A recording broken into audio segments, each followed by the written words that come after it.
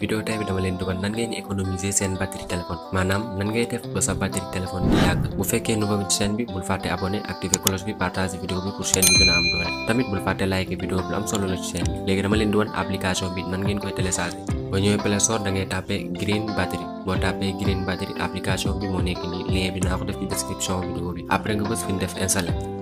léegi ñu xaar installation bi egg ñu ouvrir application bi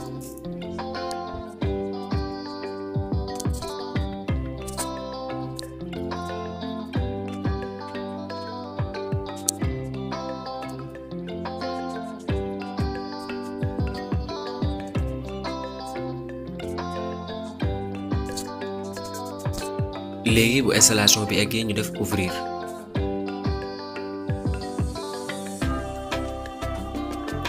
léegi boo defee ouvrir instant bi sunu batterie dañ ko war a optimiser gisoo dafa rouge léegi dañuy bës fi mu def mode kon bësee mode mu yóbbu ñu paramètre ñu autoriser application bi après ñu defaat retour bu ñu defaatee retour ñu bës optimiser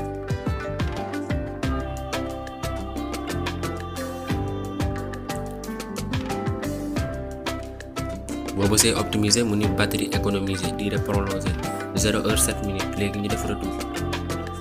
bu ñu defee retour gis ngeen affaire bi bleu na def sànq dafa rouge jaune après ñu bës avancer boo bësee avancer fii mu ni batterie économisée après ñu def retour après ñu duggaat mode bu ñu duggaatee mode ñu def ko général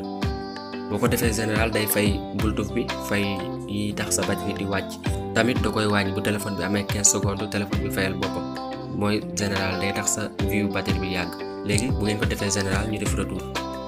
après ñu bësaat optimiser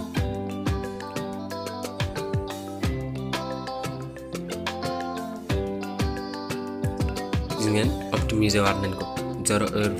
8 minutes lii moo nekkoon vidéo tay bi bu fekkee vidéo bi neex na leen bul fàtte abonné activer cloche bi partager vidéo bi pour chaîne bi gën a am doole kon gaay bi beneen vidéo incha allah